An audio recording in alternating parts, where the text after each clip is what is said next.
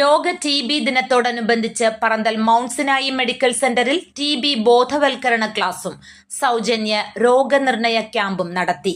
Pandalam IMA president doctor R. Krishnaveni ഉദ്ഘാടനം നിർവഹിച്ചു.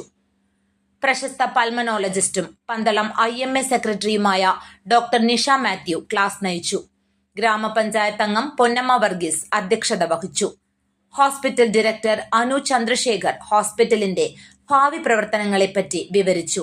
Administration manager doctor Mithun Mohan നന്ദി പറഞ്ഞു. ഡോക്ടർ ബിജു ജോർജ്, ഡോക്ടർ ഹാരിസ് റഹീം, രഘു പെരുമ്പുളിക്കൽ, റെജി പത്തിയിൽ തുടങ്ങിയവർ സംസാരിച്ചു. News bureau, Pandalam.